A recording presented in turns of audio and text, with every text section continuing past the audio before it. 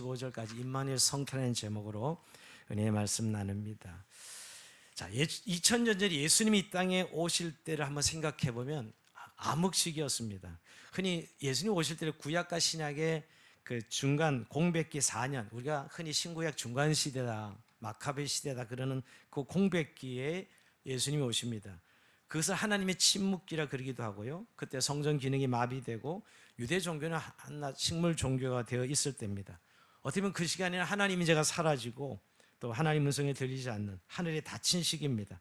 인간이 하나님을 만날 수 없을 때였죠. 그때 깊은 침묵과 어둠을 뚫고 예수님이 이 땅에 오셨습니다. 2000년에 예수님 오심의 상황이 그랬다는 것이죠. 여러분, 지금 2022년이 지난 오늘의 성탄, 2020 성탄은 어떻습니까? 오늘 여전히 코로나가 많이 지나가긴 했지만 여전히 코로나에 시달리는 이 지구촌에 많은 사람들을 볼 수 있고요. 경제적으로는 지금 아마 30년이 만에 최악의 경제다. 세계 경제가 최악의 경제다. 환율이 뛰고 고금리, 고물가 시대를 맞이해서 한국에는 이 대출을 받아 집을 산 사람들이 무너지고 지금 이런 경제적 비상상 어려운 상황 속에서 성탄절을 맞이하고 있습니다. 그런가 하면 지구촌의 유일한 분단 국가인 대한민국은 연일 북한에서 미사일을 쏴대는 그런 안보의 위험 속에도 우리가 이렇게 2022년도 성탄절을 맞이하고 있습니다. 우크라이나 전쟁은 여전히 아직 멈추지 않고 어떤 지도자가 나와서 어떤 전쟁을 벌일지 모르는 그런 막연한 두려움과 위협 속에서 오늘 우리가 살아가고 있습니다. 근데 이런 암흑과 어둠 속에 있을 때 우리 예수님께서 빛으로 우리 가운데 오늘 평화의 왕으로 또 우리 함께 하시려고 이 땅에 오셨습니다. 그래서 오늘 그 오신 예수님의 이름을 우리는 예수님이라 그러지만 임마누엘이라고 이렇게 부릅니다. 예수님의 이름이 또 다른 이름이 임마누엘이십니다. 우리가 잘 사용하지 않는 것 같아요. 어떻게 보면요, 예수님의 또 다른 이름, 예수가 죄에서 구원할 자라면 임마누엘 이름은 우리와 함께 하신다는 것이죠. 오늘 이 예수 임마누엘에 담긴 의미를 생각하면서 임마누엘 주님을 은혜를 나누기를 원합니다. 자, 성탄은 하나님께서 인간의 모습으로 찾아오신 사건입니다. 알 듯 말 듯, 닿을 듯 말 듯한 그런 애매모호한 신이 아니라 누구나 만날 수 있는 하나님으로 이 세상에 오셨습니다. 문제는 여러분, 우리가 하나님처럼 보이지 않아서 우리가 착각을 하는 것이겠죠. 이사야 말씀대로 그가 하나님으로 와서 인간의 몸을 입고 하나님으로 왔지만 그는 멸시를 받아 실어버린 바 되었다, 이렇게 말씀하고 있습니다. 사람들이 그를 반기지 않았다는 것이죠. 신의 모습이 아니고 인간으로 오신 하나님을 인간이 제대로 알아보지 못하는 것이죠. 그래서 요한복음 1장 11절 이렇게 말씀합니다. 자기 땅에 오매 자기의 백성이 영접지 아니했다. 굉장히 슬픈 일이에요. 자기 땅에 오매 자기 백성이 그를 영접지 아니했다라고 성경은 기술하고 있습니다. 그러나 그분이 이 땅에 인간의 몸을 이 땅에 오신 것은 우리가 그분께 다가갈 수 있도록, 그분을 만날 수 있도록 그 길을 열어주시기 위하여 인간의 몸을 입고 이 땅에 와셨습니다. 사실 우리 인간은 죄로 인해 하나님과 분리되었고 하나님을 만날 수 없었어요. 우리가 아무리 하나님을 찾아도 그를 만날 수가 없었습니다. 그러나 그가 오셔서 인간이 되어 우리를 위해 십자가에 죽어주심으로 하나님께 나갈 수 있는 길을 열어주신 것이죠. 그가 곧 길이요 진리요 생명이니 나로 말미암 자가 아버지께 올 자가 없느니라 하셨는데 그에게 나갈 수 있는, 하나님께 나갈 수 있는 길을 열어주신 것입니다. 그래서 오늘 본문 23절 볼까요? 보라, 처녀가 잉태의 아들을 낳을 것이요 그의 이름을 임마누엘이라 하라. 자, 이 구절에 정말 예수님이 우리에게 오신 사건을 극명히 보여주는 임마누엘의 하나님을 말씀하고 있는 것인데요, 이 구절을 보다가 만약에 넘어지는 대목이 있죠. 처녀가 잉태하여, 이 구절이면 이 구절에 걸려 넘어지는 분 많습니다. 아주 과학적인 분들, 또 아주 자기는 냉철하다 하는 분들은, 이성적이라는 분들은 이 구절에 넘어갑니다. 이 구절의 핵심은 처녀가 잉태하여 여기 있는 것이 아닌데 하나님이 인간이 되셨다는 데 가장 중요한 논지가 있는데 자꾸 이 처녀가 잉태하여에 걸리는 분들을 가끔 보게 됩니다. 여러분, 예수님의 동정녀 탄생은 인간 구원을 위한 하나님의 지혜의 농축이요 지혜의 신비입니다. 사실 동정녀 탄생, 사실 인간의 몸을 입고 오셨다는 것은 사실 우리의 이성의 영역에서 생각할 수 있는 영역이 아니죠. 이건 정말 신비 중의 신비입니다. 그래서 하나님의 지혜의 신비입니다. 그러나 인간의 몸을 입고 오셔야 우리를 구원하실 수가 있었습니다. 인간이 인간을 구원할 수 없고 죄인이 죄인을 구원할 수 없기 때문입니다. 인간을 구원하기 위해서 누군가 희생 제물을 드려야 되는데 결국 하나님 스스로가 인간이 되셔서 우리를 위해 대신 죽어주신 것입니다. 그러나 흠이 있고 죄 있는 인간은 아무리 죽어봤자 결국 죄인을 구원할 수 없기에 죄 없는 자로 오시기 위하여 동정의 몸을 비로소 오신 것이, 죄 없는 자의 몸으로 오셔야만 되기 때문에 동정의 몸을 비로 이 땅에 오신 것입니다. 그래서 예수 그리스도가 하나님이시지만 인간이 되셨고, 인간이 되셨지만 죄 없는 자로, 완벽한 구원자로 우리에게 오셨습니다. 그래서 십자가에 죽으셔서 우리의 죄 문제를 해결해 주신 것이죠. 그래서 그 인간으로 오실 때 이름이 임마누엘입니다. God with us. 하나님 우리 함께 하신다는 것입니다. 사실 죄로 인해 분리됐던 우리 인간 인생에 하나님을 도저히 만날 수 없었던 인생들에게 하나님이 찾아오셔서 우리를 만나주신 사건입니다. 이게 오늘 성탄의 가장 중요한 의미입니다. 이게 복음의 의미입니다. 하나님을 만날 수 있도록 그는 인간의 몸으로 오신 것입니다. 우리가 직접 만질 수 있고 느낄 수 있고 그의 음성을 들을 수 있도록 그가 우리 가운데 오신 날이 바로 성탄입니다. 예수님은 여러분 우리에게 종교를 선물하러 오신 분이 아닙니다. 그분은 실제 우리의 삶에 함께 하시려고 오신 분이지요. 우리가 하나님을 알 수 있도록, 정말 느낄 수 있도록 그렇게 인간의 몸을 입고 이 땅에 오셨습니다. 그래서 그분이 부활하시고 승천 직전에 우리에게 마지막 메시지가 뭡니까? 내가 세상 끝날까지 너희와 항상 함께 있으리라. 이 바로 임마누엘의 축복을 약속하시죠. 내가 세상 끝날까지 너희와 함께 있으리, 이렇게 말씀하십니다. 여러분 늘 듣는 이야기라서 그냥 또 그런 이야기다고 생각하지 말고 이 아침 성탄을 맞이해서 우리와 하나님이 함께 하신다는 것이 어마어마한 인생의 혁명이라는 거예요. 하나님 우리와 함께 하신다, 이 사건 말입니다. 그냥 종교적인 교리로 들을 때는 아무런 느낌이 없는 선언이지만 이것이 우리 실제가 될 때는 어마어마한 삶의 변화요 복음입니다. 우리의 인생을 완전히 다른 인생으로 살도록 만들어 놓으신 사건이 하나님이 우리를 위하여 인간의 몸을 입고 이 땅에 오셔서 우리를 만나 주셨다는 사건입니다. 그것도 아기의 모습으로 아무런 거부감이 없이 또 건의주진 그런 냄새를 풍기지 아니하시고 누구든지 만날 수 있도록 말이에요. 여러분 창조주 하나님이 아기의 모습으로 오셨다. 이건 너무 어마어마한 일 아닙니까?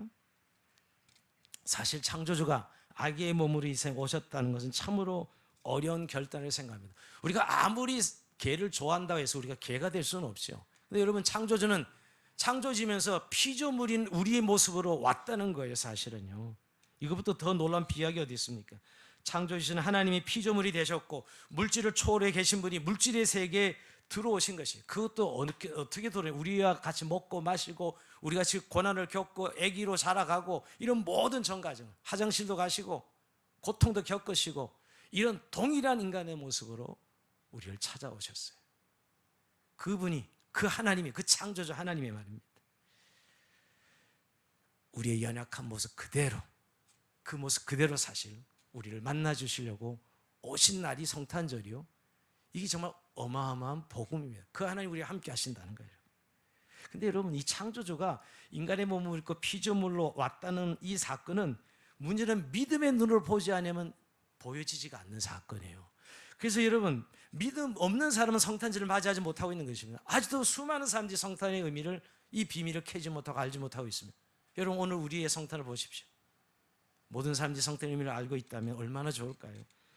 믿음이 없이는 이 인간의 몸을 입고 우리에게 오신 하나님으로 오신 이분을 우리가 알아채리지, 이 알아채리는 데는 믿음이 있어야 되는 것이죠. 많은 사람들 성탄이 감춰진 이유입니다. 어떤 사람들 눈에만 이것들이 보이죠. 여러분 이 아침 우리에게 아직도 믿음의 눈이 열어지지 않은 사람은 그저 또 하나 기독교의 종교의 절기 성탄절을 지키고 있지만 믿음의 눈이 열어진 사람에게 나에게 찾아오셔서 나와 함께 하신 그 주님을 영접하고 그 함께하는 삶을 살 것을 믿습니다. 그리고 이 아침 다시 한번 성탄절의 믿음의 눈이 확 열어져서 인간의 몸을 입고 땅에 오신 그 주님과 함께하는 복을 누리는 저 여러분의 삶이 되길 주의 이름으로 축복합니다. 자, 두 번째로 임마누엘 이름 속에는 죄 문제를 해결하고 오신 예수 그리스도의 모습이 있습니다. 왜 인간의 몸을 입고 오셨을까요? 자, 21절 그 이유가 나옵니다. 아들을 낳으리니 이름을 예수라 하라. 이는 그가 자기 백성을 그들의 죄에서 구원할 자이심이라 하리라 했습니다. 자, 중요한 건 죄로부터의 구원이죠.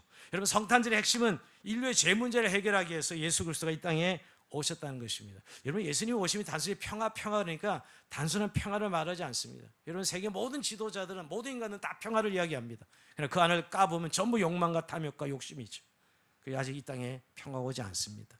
그런 구호의 평화가 아닙니다. 여러분, 사실 인간의 죄 문제가 해결되지 않으면 평화는 오지 않습니다. 여러분, 예수님 오신 것은 진정한 평화, 이 죄 문제를 해결하고 오셨다는 거예요. 예수님 우리의 삶의 질을 높이기 위해 오신 분이 아닙니다.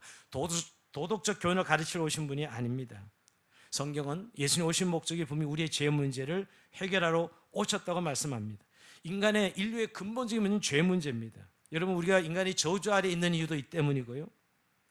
여러분, 오늘날 정치 경제 문제가 막 얽혀 있지만 결국 들어가 보면 죄 문제, 그 안에 욕망, 탐욕, 여러분, 쾌락, 인간의 죄 문제라고요. 근본적인 죄의 문제 해결하지 않으면 그 어떤 것도 우리에게 축복이 되지 않습니다. 여러분, 세상 삶을 우리가 많은 것을 기대하지만 결국 우리가 절망하는 건 뭐예요? 우리의 본성이죠. 죄 때문입니다. 그로 인하여 우리는 많은 것을 가지고 있어도, 다 우리가 가지고 있어도 행복해하지 않습니다. 왜? 우리 안에 있는 죄성이죠, 여러분. 근데 주님은 이 죄를 해결하러 오셨다는 거예요. 근데 이 세상은 죄의 문제를 다루지 않습니다. 요새는 죄에 대해서 아예 이야기하기 싫어합니다. 아예 죄란 단어를 쓰질 않습니다. 인간의 실수, 인간의 연약함, 이게 마귀의 전략입니다. 아주 죄라는 단어를 거북스럽게 생각하고 불편하게 생각하는 세상에 우리가 살아가고 있어요. 근데 여러분, 성경은 예수님 오시자마자 뭐라고 말씀하시죠? 내가 의인을 부르러 온 것이 아니라 죄인을 부르러 왔노라, 이렇게 선언하시면, 내가 죄인을 부르러 왔다라고 이렇게 말씀합니다. 왜? 죄 문제를 해결해 오신 것이지요. 여러분, 인간의 문제는 하나님이 인간의 몸을 입고 오셔서 우리의 죄 형벌을 대신 받는 방법 외에는 없습니다. 근데 이 죄인을 부르러 왔다니까 서기관과 바리새인들이 그렇게 싫어했던 거예요.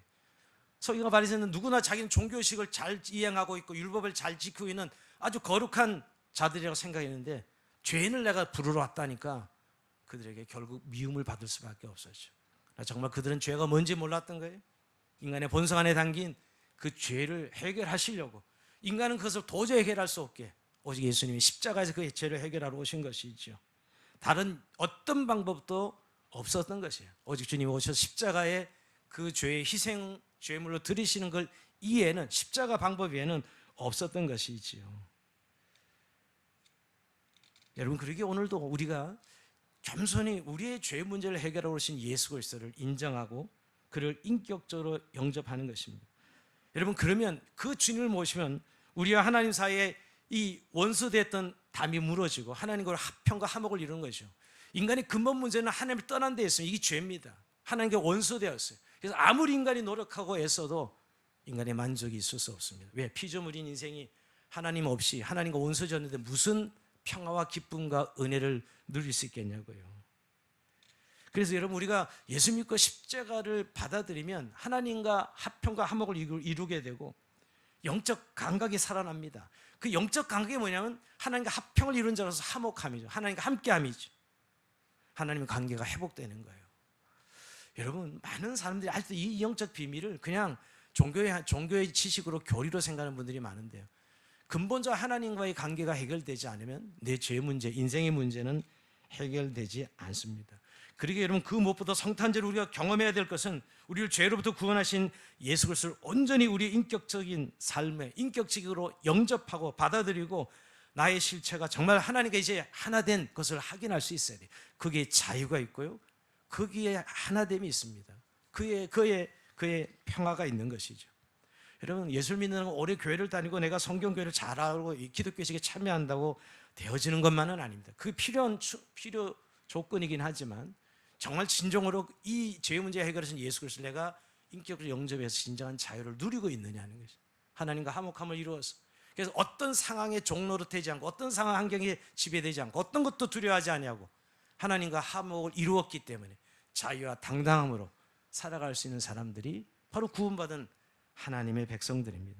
이 아침 주님, 우리 모두에게 유일한 예수 그리스도 구주를 영접함으로 이 죄로부터 자유함, 인생의 근본적인 문제를 해결하고 그리스도 안에 있는 자유를 누리는 이 아침이 되길 주의 이름으로 축복합니다. 마지막 세 번째로, 임마누엘 이름 속에 담겨진 이름은 인간의 모습으로 찾아오신 이 예수님은 아주 가까이 만날 수 있는 분으로 오셨다는 거예요. 근데 왜 사람들이 멀게만 느끼고 있을까요?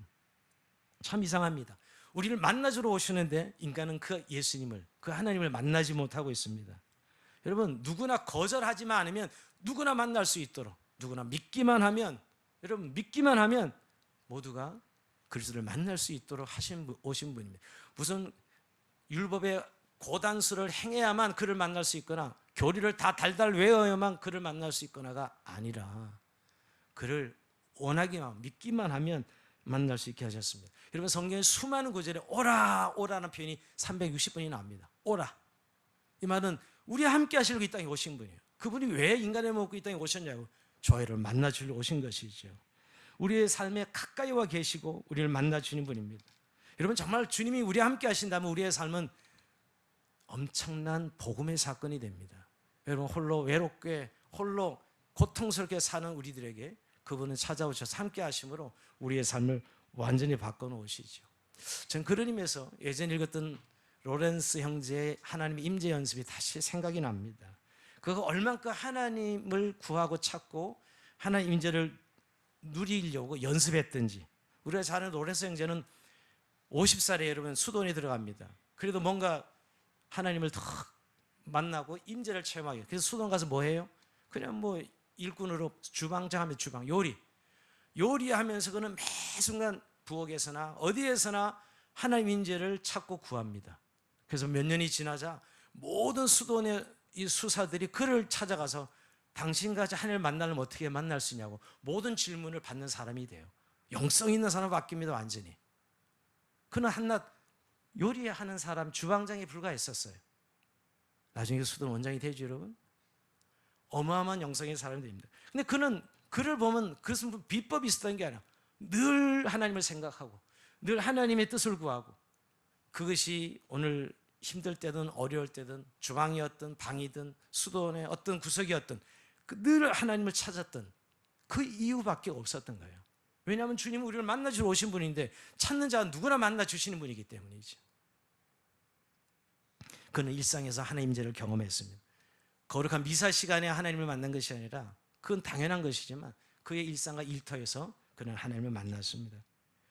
그래서 그 만남 속에 그는 기쁨이 있었고요, 마음의 평안이 있었던 것이죠. 그는 늘 다가온 구하고 찾을 때마다 그를 만나준 그 주님 앞에 대화를 할 수 있었고요, 대화를 할 수 있을 뿐만 아니라 그 안에 거하는 법도 그는 이 임재 연습을 통해서 그는 체험하게 됩니다. 여러분, 우리가 예수님 오셔서 신약시대 성도들의 특권이 뭐냐면 바로 우리의 삶 속에 오셔서 우리를 만나주시고 우리 함께 하시는 하나님이십니다. 이게 가장 큰 영광이요 특권입니다. 우리의 신의 가장 큰 선물입니다. 여러분, 신앙이 뭐냐면 주님이 우리를 만나주러 오셨는데 그 주님과 함께 살아가는 것 말입니다. 그리고 성경 인물의 대부분의 모두가 하나님과 깊은 교제와 만남이 있었던 인물이에요. 전 구약의 대표적인 인물을 한 분 찾는다면 다윗 같은 사람. 수많은 시편을 기록했는데 여러분, 다윗의 시편을 보십시오. 그의 삶이 평탄했습니까? 아닙니다. 우여곡절에 어려움과 고난이 많았지만 그때도 그는 그 주님과 함께하는 법을 그는 배우고 고백하지 않았어요? 우리가 잘 아는 시편 23편 4절에 보면 내가 사망의 음침한 골짜기를 다닐지라도 해를 두려워하지 않을 것은 주께서 나와 함께 하심이라, 이렇게 막 고백합니다. 사망의 음침한 골짜기 다니는 상황 가운데도 해를 두려워하지 않는다. 이유는 주님이 나와 함께 하시기 때문이라고 고백하고 있는 것이죠. 임마누엘의 주님을 지금 구약시대 다윗이 경험하고 있는 것입니다. 삶의 절박한 위기의 순간 속에서도 하나님께서 그와 함께 하신다는 사실을 느낄 때 더 이상 은 두려움에 사로잡히지 않았어요. 우리가 예수님이 나와 함께 하시는 사건이 우리의 삶에 얼마나 자유와 평강을 주신다는 사실을 기억해야 돼요. 얼마나 당당한지 말이에요. 지금 분명히 고난의 현장에 있습니다. 홀로 외로움의 현장에 놓여져 있습니다. 그럼에도 불구하고 그는 주님과 함께함으로 평안을 누리고 평강을 누리는, 승리를 누리는 그런 삶을 고백하고 있는 것입니다. 임마누엘 주님 우리와 함께 하셔서 우리의 위기를 만날 때마다 주님 우리의 보호자가 되시겠다고 약속하셨습니다. 우리가 외롭고 슬플 때 임마누엘 주님은 위로자가 되시겠다고 약속하셨습니다. 우리가 갈 길을 몰라 헤맬 때 주님은 우리의 인도자가 되시겠다, 우리의 내비게이션이 되겠다고 말씀해 주셨습니다. 이거야말로 우리가 복음이요 성탄제를 우리가 기뻐해야 되는 이유입니다. 여러분, 저는 우리가 이걸 좀 연상해 본다면 우리 인생이 정말 행복할 때가 언제죠? 좋은 사람과 동행할 때입니다. 여러분, 잘 생각해보면 우리가 정말 행복할 때는 물질이 많아서 일이 잘 돼서 그때도 좋았지만 정말 우리의 행복은 좋은 사람과 동행할 때예요. 지금도 얼굴 보면 여러분 행복한 얼굴을 가진 사람은 좋은 사람과 동행하는 분들입니다. 말할 필요가 없죠. 근데 여러분 우리가 태어나면 부모와 동행이 결정되어 있고 이제 선택은 하지만 배우자와 동행하게 되어 있고 나중에 자녀와 동행하다가 우리가 천국 주님과 영원한 구원에 함께 하는데 여러분 나는 정말 이 동행하는 그런 기쁨을 실제 하는 것이잖아요. 동행은 실제 하는 것입니다. 저는 누가 함께 했던 시간들, 저는 집사람과 함께 했던 시간들 이젠 추억이 됐잖아요. 그러나 그 함께 했던 시간들이 살아서 지금도 계속 나에게 힘을 주고 움직이고 있다고요. 이거는 모든 사람들 동일합니다. 그래서 결국은 예수님이 우리 함께 하신다는 건 무슨 철학이나 관념이나 그런 기준이 아니라 실제 우리의 삶에 있었던 일이기에 어떤 일을 만나도 또 힘이 되고 또 나갈 수 있게 하시는 우리 함께 하신 그 주님으로 말미암아 말이에요. 여러분 이 주님과의 동행을 여러분 아직도 종교적 교리나 그냥 늘 되면 좋고 뭐 안 되면 어쩔 수 없고 이렇게 생각하는 한 부분은 아닙니까? 여러분 우리의 부부와 동행하든지 어떤 친구와 동행을 그렇게 귀하게 여기고 실제라면 우리 주님과 동행은 더 실제죠 여러분. 왜냐하면 24시간 그 주님과 함께 동행할 수 있는데 말이에요. 그래서 여러분 마태복음 1장에 오늘 임마누엘 예수님은 28장에 마지막 마태복음 28장에 내가 세상 끝날까지 너희 항상 함께 있으리라 이렇게 말씀하고 있는 것이죠. 어렵게 힘들게 살아가는 우리들에게 임마누엘 주님이 함께하니 더 이상 두려워하지 말라라고 말씀해요. 더 이상 세상은 두려워하지 말라는 게 오직 하나님을 경외하며 사랑하며 살아가는 삶을 말씀하고 있습니다. 왜냐하면 그분은 우리와 함께 하고 계시기 때문에 우리의 고통스러운 삶의 현실 속에 외롭고 힘든 우리의 생존의 전쟁 속에 우리가 문제를 해결하지 못하고 그 빠져있는 이 장애 앞에서도 여전히 나와 함께 하시는 분이시기 때문입니다. 이것이 우리의 예수 믿는 행복이죠. 근데 여러분 요새 우리에게 지금 찾아온 위기는 저는 신앙의 피상성이라 생각합니다. 마귀가 물론 적이고 마귀를 대적해야죠. 그러나 그 마귀의 술수가 너무 고단수예요. 신앙인들이 신앙생활을 반복할수록 자꾸 신앙의 피상성에 빠져 있어요. 그래서 실제 기뻐야 될 이 성탄의 기쁨이 없고요. 그리고 정말 거룩하게 살아야 될 거룩함이 있어야 될 거룩함이 없는 우리 자신을 내면을 들으면서 소설이 놀랄 때 있지 않습니까? 뭔가 이게 반복되면서 성장이 아니고 피상성에 젖어 있는 것이 이유가 있다면 주님과 함께하는 것을 관가하고 있기 때문입니다. 내가 계속 이분 물론 주님과 함께한다고 이야기하면서 주어가 내가 되어서 결국 내가 걷는 인생길에 피곤과 공고함과 고난이 찾아오고 있는 것이죠. 그러니까 무엇보다 우리가 주님과 하나 된 이 신앙의 피상성을 벗어버리고 즉 철학과 관념으로 내가 젖어 있는 이 신앙의 피상성을 빨리 벗어버리고 실제해야 됩니다. 저는 요즘 가끔 내년도 다이어리를 좀 새롭게 써보려고 시간에 이 낭비를 줄이기 위해서 하는데 그 책을 파는 그 PDS를 파는 다이어리를 파는 회사의 유튜브를 보니 야 정말 그 강의를 좀 들어보면 이들은 종교 이상이에요. 그렇게 자기 관리를 철두철미하게 가르쳐서 자기 고객을 아예 종교의 교리처럼 이렇게 잡아줘요. 1시간 단위로 어떤 삶을 살아야 되는지 1시간 단위마다 자기 인생을 기록하고 그 1시간 단위 검사해 가면서 한 사람 인생을 바꿔주겠다 이렇게 얘기합니다. 그 책이 지금 완전히 날개도 진짜 팔리고 있어요. 판매 1위더라고 다이어리가요. 스테디온이라고. 제가 왜 이게 좀 관심을 여러분 그것은 자기 삶의 실제를 느끼게 해주는 거거든요. 많은 분들이 믿고 알고 있습니다. 그러나 실제 하지 않아요. 항상 이 피상성의 관념이에요. 종교를 자꾸 어떤 이론이라고 생각하고 있는 거예요. 그러나 여러분 주님이 함께 하시면 내가 인정하면 주님은 나한테 말씀하시는 분이거든요. 내 내면 안에 이미 계셔서 실제 하시는 분이거든요. 그래서 거기 따뜻함이 있고 감동이 있고 흥분이 있습니다. 예수 믿으면서 흥분도 없고 예수 믿으면서도 늘 지긋지긋하고 어쩔 수 없는 이 종교의 테두리 안에서 우리가 지금 젖어 있다면 빨리 그것을 깨버리시고 실제신 예수님을 내 삶 속에 내 마음 속에 영접해야 돼요. 우리의 식탁 안에 또 내 생각 안에 내가 고민하는 이 현장 안에 그 주님을 초청하셔야 됩니다. 저는 우리 주님이 와 계시죠. 근데 초청하셔야 된다고요. 왜냐하면 우리의 이 본성이 너무나 악하기 때문에요. 항상 그 본성은 뭐예요? 내가 주인이거든요. 내가 하나님 자리를 깨차고 있는 게 그게 본성이에요. 죄의 본성입니다.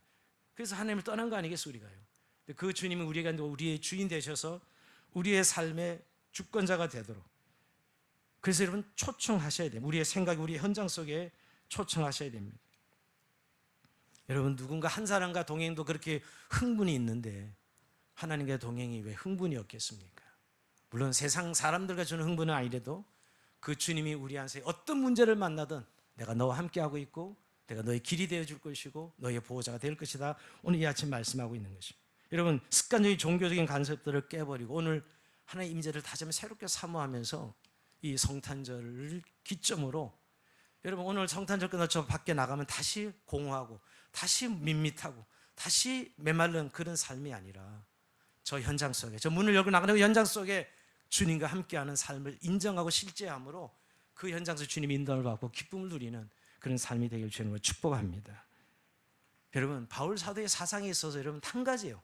그리스도가 내 안에 계신다. 이거 여러분 바울 사도 여러 이야기를 하는 것 같지만 결국은 그렇게 우리가 뭐가 그렇게 다른 인생을 살았겠어요? 그거 뭐가 별로 그렇게 다르다고. 그런데 그는 특별한 신앙의 삶을 살지 않았습니까? 한 가지, 그리스도가 내 안에 계신다. 그리스도가 내 안에 계심으로 그는 그리스도와 함께 산다고 고백했던 것이죠. 그 하나가 결국 바울의 삶을 완전히 뒤바꿔 놓은 것이죠. 완전히 바울의 삶을 뒤바꿔 놓은 거예요. 여러분, 오늘 우리의 삶의 영의 주님을 다시 한번 새롭게 실제 초대하는 그런 은혜가 있기를 합니다. 요즘 가장 큰 우리 현대인들을 병들게 무너뜨리는 건 홀로입니다. 홀로 고통당하고 홀로 살고 홀로예요. 게다가 1인 이제 가족이 전부 이제 뭐 30-40% 넘어가고 아마 이게 50%는 될 것 같은데요. 이 마지막 시대 인간을 망가뜨린 전략이 홀로입니다. 홀로. 하나님이 우리를 홀로 살지 못하도록 우리를 만드셨습니다. 하나님과 함께 살아야만 되고 반드시 이웃과 함께 살아야만 그렇게 만들게 해 놓으신 것이죠. 우리는 늘 우리의 자존심 또 우리의 어떤 홀로 있는 그 아픔들이 있습니다. 근데 여러분, 그 껍질을 깨고 우리 삶 속에 주님을 초청해야 됩니다. 말씀을 마치면서 여러분, 우리가 어제도 미즈노 견조 이야기했지만 그 미즈노 견조를 칭찬했던 미에라 야약고를 전 잘합니다. 제가 청소년 시절에 기른역의 빙점 이런 책들을 통해서 참 기독교 이 신앙 사상에 깊이 좀 이렇게 은혜를 받던, 아직도 그게 굉장히 강하게 남아있는 것 같습니다. 폐렴으로 13년 투병 생활했는데 그때 그는 빙점을 써서 아주 일약 베스트셀러 작가가 되죠, 여러분. 근데 그는 언젠가 이런 질문을 받습니다. 기독교는 불교에서와 같이 연불이 없습니까? 우리 불교는 좋은 게 연불을 열 때 마음이 평화가 온다 이런데 우리 기독교는 그런 연불이 없습니까? 이렇게 물어봤다고요. 그때 대답하기를, 엄밀히 말하면 기독교는 연불이 없습니다. 그러나 비슷한 말이 있습니다. 그렇게 대답했다고요. 뭐냐고요? 그러니까 임마누엘 아멘 이란 말이 있습니다. 여러분, 나무아미타불이 뭐예요? 부처와 함께 있다는 말이에요. 나무아미타불이 부처와 함께 있다는 거죠. 근데 여러분, 임마누엘 아멘이 뭐죠?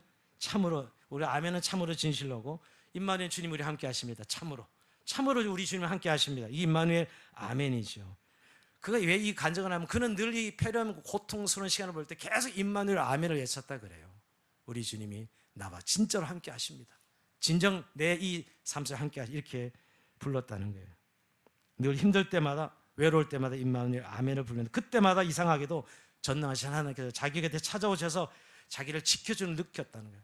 실제 나를 꽉 안아주는 그런 느낌을 받고 자기 인생의 치유와 회복의 시간을 가질 수 있었다는 것이에요. 여러분, 우리가 이 임마누엘 아멘 잘 사용하지 않는 것 같아요. 할렐루야, 하나님을 찬양합시다 이런 말은 잘 쓰고 있는데 우리와 함께 하시는 하나님 임마누엘 아멘, 예수의 다른 이름 임마누엘 아멘이죠.